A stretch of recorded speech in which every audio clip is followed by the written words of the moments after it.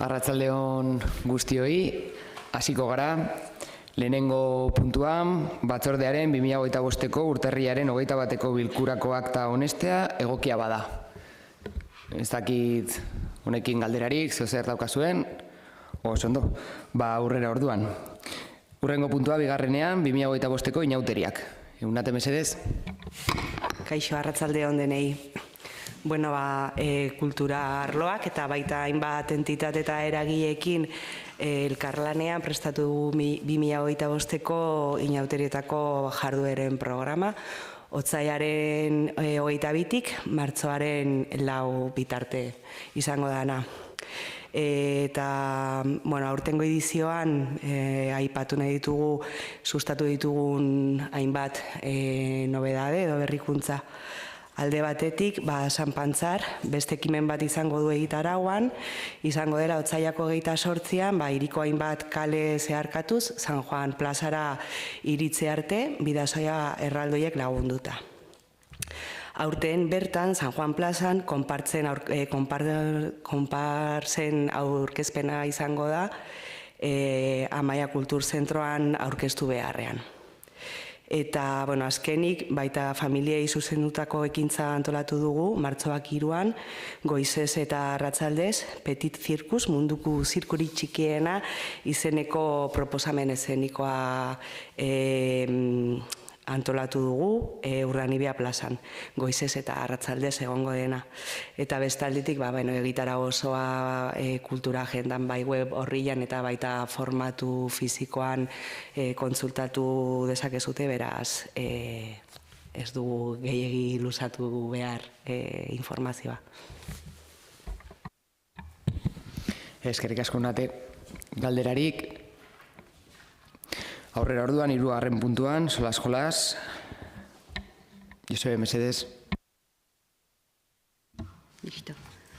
Solas 25, aurtengo edizioa prestatzen egia, eta, udaleko hauen helburua euskaren erabilera sustatzea eta hizkuntza horrekiko jarrera hobetzea da.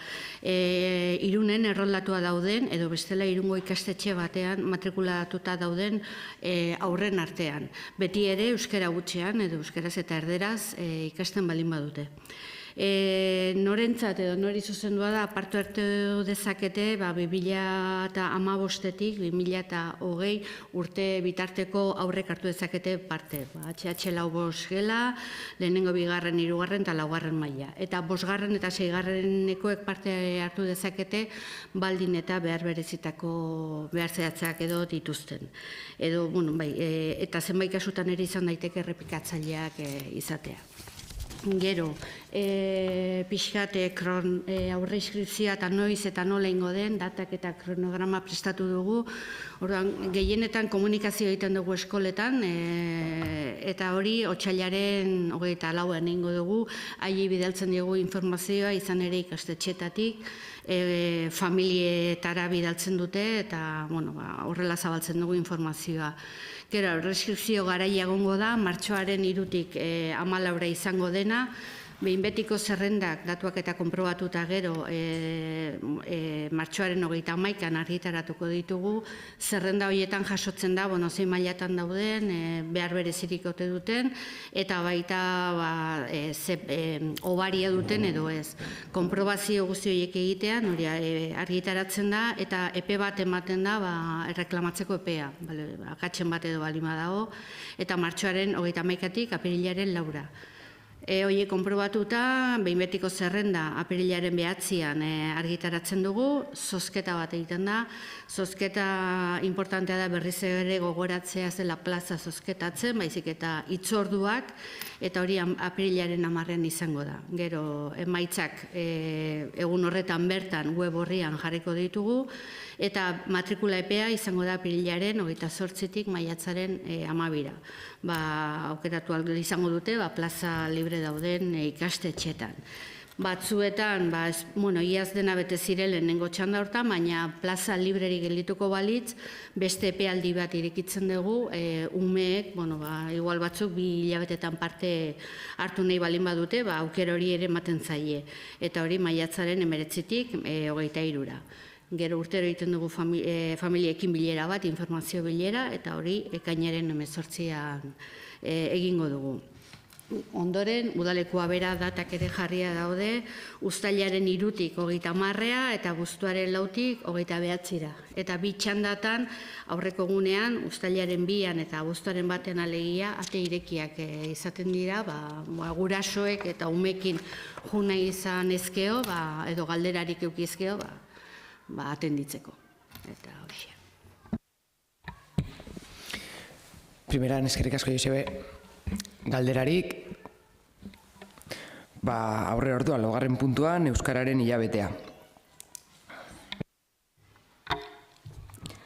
Euskara zerbitzuak aurren eta gazteen motibazioan eragiteko eta Euskararen aldeko jarrera positiboa sustatzeko Euskararen hilabetea antolatu du martxoaren 11tik apirilaren 9. Martxoa jarri Euskararen aletxoa lelopean. Irungo Euskara zerbitzuak antolatutako 3 jarduerek osatuko dute programa. Lehena, ikasleek antzerkiaz gozatzeko aukera izango dute Amaia Kultur Zentroan. Bigarrena, ikasleen sorkuntza lanekin Irunero aldizkariaren 2 zenbaki plazaratuko dira. Eta hirugarrena, Mintzodromo gaztea egingo da Palmera Montero gunean. Euskararen hilabetean, Irungo ikastetxe eta institutuetako ikasleek hartzen dute parte. Haurrezkuntzatik hasita, DBH-ko 4. mailara arte, hau da, 3 urtetik 16 urte bitartekoek. Laburbilduz, 3 ekinbide antolatu dira, Euskaraz ekoiztutako kalitate handiko ikuskizunak, gazteen Mintzodromoa eta Irunero aldizkariaren 2 ale berezi. Antzerkiei dagokienez, martxoak 12an, DBH-ko 3. eta 4. mailakoentzat txalo produkzioaren eskutik amak antzeslana. Martxoak 13 eta 14an, DBH-ko lehenengo eta 2. mailakoentzat Zuhaitz Gurrutxagak futbolistok bakarrizketa eskainiko du. Martxoak 18, 19 eta 20an, haurrezkuntzakoentzat Eidabe Ekimen Kulturala konpainiak amama antzeslana eskainiko du. Eta apirilak 2 eta 3an, lehen hezkuntzako 3. eta 4. mailakoentzat Anodino Teatroak Mamuak izeneko obra taula gainera ekarriko du. Guztira, 3.300 ikasle baino gehiago pasako dira Amaia Kultur Zentrotik. Irunero bereziei dagokienez, ikasleen sorkuntza lanei ikusgarritasuna ematea helburu hartuta, Irunero aldizkarien 2 zenbaki berezi plazaratuko dira. Batak, haurrezkuntzatik lehen hezkuntzako 4. mailara bitarteko ikasleen lanak biltzen ditu, eta besteak lehen hezkuntzako 5. mailatik DBH-era bitartekoak. Aldizkariak formatu digitalean argitaratuko dira eta ikastetxei bidaltzeaz gain, horiek irakurtzeko aukera egongo da Irungo Udal atarian. Mintzodromo gazteari dagokionez, DBH lauko gaztetxoei zuzendutako Mintzodromo gaztearen beste edizio bat antolatu dugu. Mondragon Unibertsitateko ikasleen gidaritzapean. Martxoaren 14an eta 21an egingo dituzte saioak Palmera Montero gunean. Eta hitzordu horietan hainbat gaien inguruan euskaraz egiteko aukera izango dute gazteek, beste institutuetako ikasleekin batera. 400 ikaslek parte hartuko dute egitasmo horretan. Gazteek euskarazko mintza praktika egitea eta beste ikastetxetako ikasleekin harreman berriak sortzea da egitasmoaren helburu nagusia. Euskaren hilabetearen barruan ere sartu dugu laburbira, eta laburbira da euskaraz sortu eta ekoitzetako film laburren zirkuitua. Aurtengoa 22. edizioa da eta 2 helburu nagusi ditu. Euskal zinemagintza auspotzea batetik eta herritarren euskaraz sortutako film laburrak ezagutaraztea. Apirilaren 9an, arratsaldeko 7etan, Amaia Kultur Zentroan ikusi izango dira 8 film laburrak.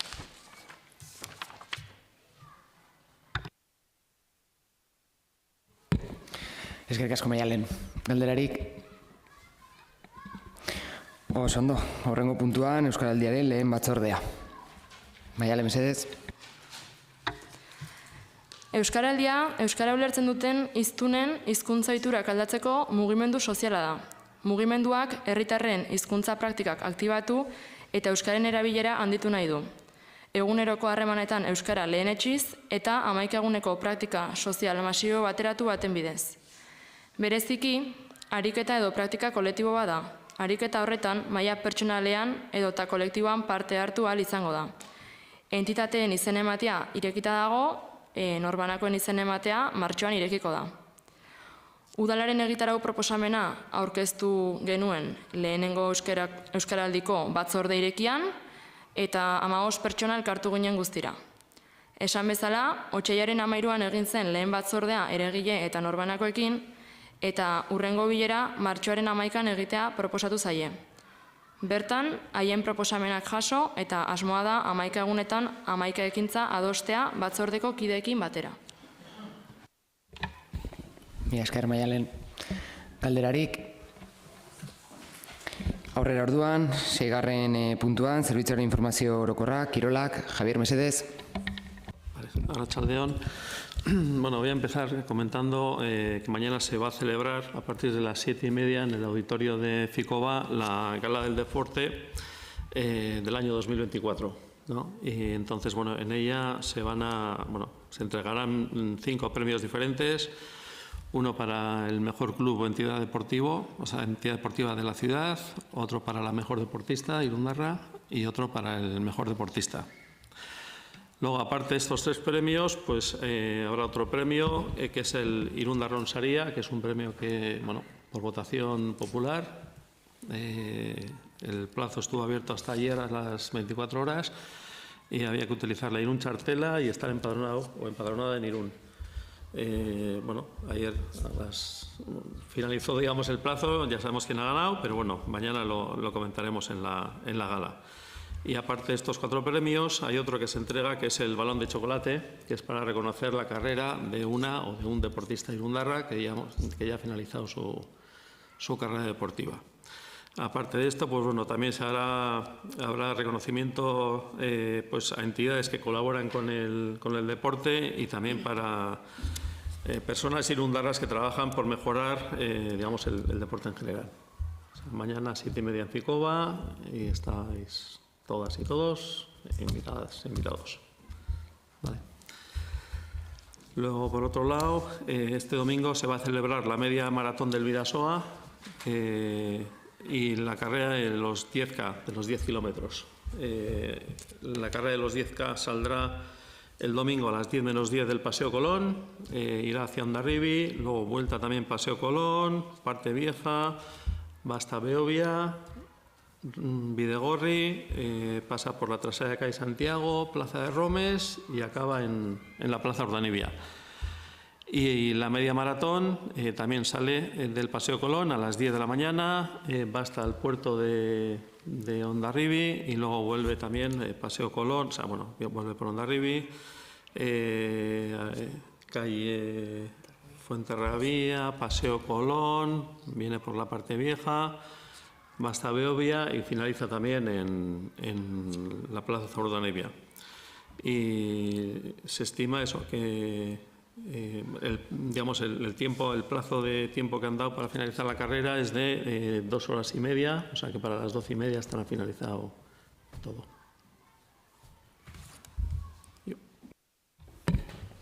Eskerrik asko, Javier. Iremos todos y todas, porque como no es que has querido hacer spoiler del ganador del Irundarron Sarria, para que sepamos todos quién ha ganado este año. ¿Alguna pregunta, galderarik? Bai, Ana. Arratsaldeon, kirolarekin zerikusia dauka, baina ez berak azaldu duenarekin. Orduan inporta ez baldin bazaizu, bukatuko ditut deialdiaren puntu guztiak ana ondo iruditzen baldin bazaitu, eta gero ja bukaeran galdezkeetan ebezu komentatuko dugu daukasun galdera, bale? Eskerrik asko. Hurrengo puntuan, orduan, siguiente punto 7, dación de cuenta de resoluciones de alcaldía y delegadas, delegados y acuerdos en la Junta de Gobierno local. No hemos recibido ninguna cuestión. Vale, las hacemos ahora después de... Vale, perfecto. Pues María, cuando quieras, por favor.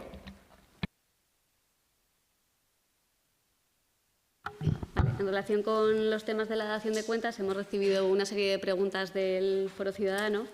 Si os parece, las voy comentando de forma agrupada. Las 2 primeras serían del Departamento de Euskera. Una es en relación con el Servicio para la Implementación de las Medidas de Normalización Lingüística del Plan de Normalización del Uso del Euskera en el Ayuntamiento, que preguntan qué tipo de medidas, y la segunda, la concesión y suscripción del 40% de la subvención para la publicación de la revista en euskera en el año 2025, que preguntan cuál es el nombre de la revista. Bai, Josu, mesedez. Bai, arratsaldeon guztioi. Azkenekoarekin hasiko naiz, Irunero aldizkaria da.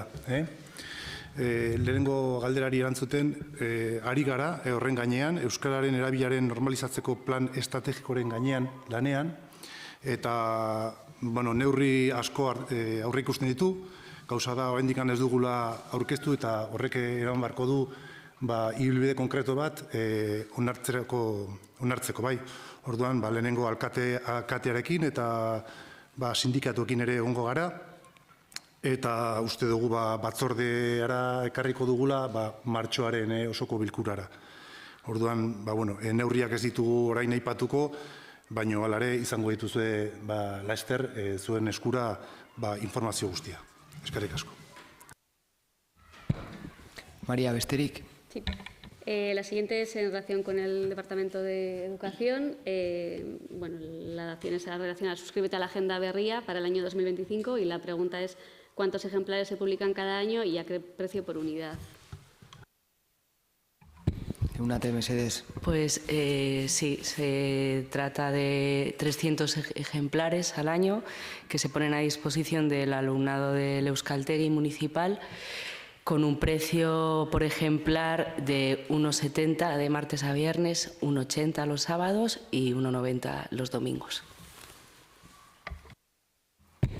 Eskerrik asko, Eunate. Maria, besterik? Y luego hay tres más que van en relación con la autorización de uso del auditorio del conservatorio y del Centro Cultural Amaya, y nos preguntan en relación con estos autorizados por qué los importes del alquiler son diferentes. Entonces, en este sentido, la Ordenanza Reguladora de Tasas y Precios Públicos para la prestación de servicios o realización de actividades municipales establece una serie de tipos de uso en función de si se usa. En el caso del conservatorio y el auditorio, pero en el caso de la Amaya hay diferentes salas que se pueden alquilar. También en función de los tiempos de uso, y se establecen también una serie de bonificaciones, y eso es, mediante informe se concluye cuál es el precio que sale de todos esos conceptos, y por eso los importes son diferentes en estos tres casos. Mila esker, Maria, Eunate, Josu eta parte hartu duzun guztiei. Ana, orain ego zu galderaren bat baldin badokazute? Bai, begira, Irungo polikiroldegietako erabiltzaileen artean, hainbaten artean behintzat kezka sortu da, klasen iraupena murriztu egin delako. Ez badira kuotak murriztu, jakin nahiko genuke ia zergatikan murrizketa hori, klasen iraupenetan.